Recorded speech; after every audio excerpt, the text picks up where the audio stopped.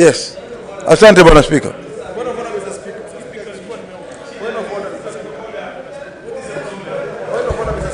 What is your point of order, Sifuna?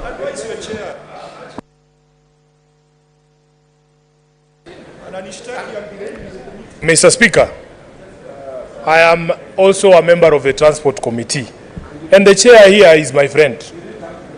I am extremely disappointed that the statement that has been made on this floor has actually been made on this floor. Mr. Speaker, one of the things that is very frustrating for us as the minority side, Mr. Speaker, is that we agreed in this House that when somebody is on a point of order, they will be heard in silence. But I think there are people who are using that opportunity and abusing that opportunity that we agreed in order for us to have orderly debate to throw very, very insulting words against colleagues in this House, against people who are not in this House, Mr. Speaker. When we request that the Speaker insists on enforcing the rules by making sure that if somebody utters something, they must substantiate. Mr. Speaker, this afternoon, we have been told that we cannot speak about a court order that the Speaker has not seen. We brought the court order physically and tabled here. We tabled the ruling, Mr. Speaker. When Senator Khalwale stands up and says on the floor of his House that people who are supporters of Azimio or ODM have raided a meeting of a government agency and then you stolen food or done what, without any substantiation. That's what I'm saying, Mr. Speaker, you must substantiate. Stop heckling here, Khalwale. I can assure you, no government agency is going to hold any meeting anywhere where you are gouging on food bought by public resources, yet Kenyans are starving. Even in Kakamega, Khalwale, you will not hold a meeting of your staff, of your office, of anything, without Kenyans coming to avail themselves of that food. I can assure you. Number two, Mr. Speaker,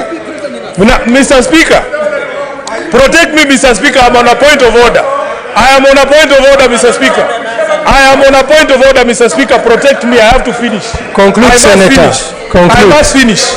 In fact, let him conclude, senators. In fact, as a senator of Nairobi, I want to tell any Kenyan that having seen the increase of the budgets for State House for buying tea and mandazi, that tea and mandazi is for Kenyans. Wherever you meet a government agency holding a meeting, go there and eat that food. That is your food, Mr. Speaker. Mr. Speaker, any person who has the right mind, you cannot go and hold a symposium on food right now, and you know Kenyans are starving, and you have brought food only for yourselves, and you think people will just sit there and look at you. They say a hungry man is an angry man, Mr. Speaker. Let me finish by speaking on this question of marginalization. I am on a point of order. Conclude. I am on a point of order. Senators. I will be heard in silence. Senators, please. I am on a point of order, Speaker. Senators. Yes. I want to demonstrate to you that you are abusing the points of order. And that's what I'm going to do. That's what you're going to do. Mr. Speaker, Senators, I am on the floor. Senators, please take your seat. I'm on a point of order. Take your seat. Resume your seat. Senators, we want to hear everybody. Let the senator conclude, and then we hear who the second speaker is going to. We cannot be exchanging utterances like this, senators. Please, let us hear the senator and let him conclude.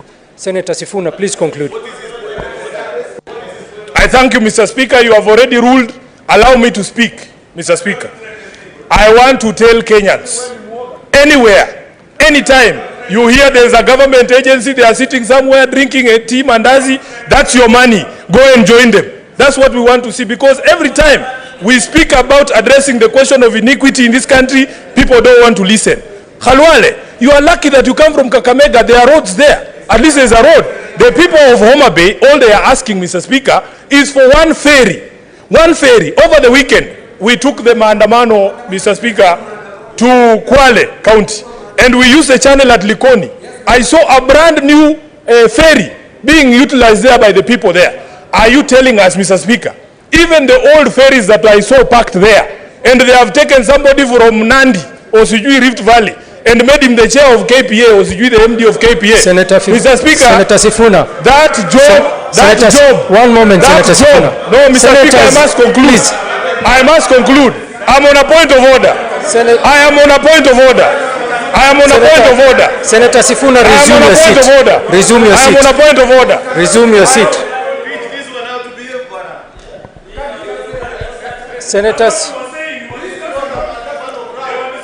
Senator Sifuna, honorable senators, at this point I will have to end this debate or this point of order. Senator Sifuna, when you're referring to another senator, refer to him as a senator, not by their name. So please continue and conclude.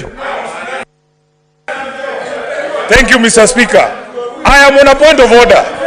I am on a point of order. I'm being heckled throughout. Mr. Speaker, if this conduct was coming from me, already I would have been thrown out of this house. Can you protect me so that I am heard in silence?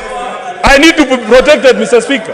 Mr. Speaker, if this was Sifuna, he would have been thrown out of the house already. I cannot speak. I'm being heckled throughout. I'm being heckled by these hecklers. Senators. Mr. Speaker, this illegitimate government has sent somebody from Nandi to go and be the chair of Kenya Ports Authority, Mr. Speaker. Somebody with the same name as the president. Senator Sifuna. It's ridiculous. We want to end this marginalization in this country.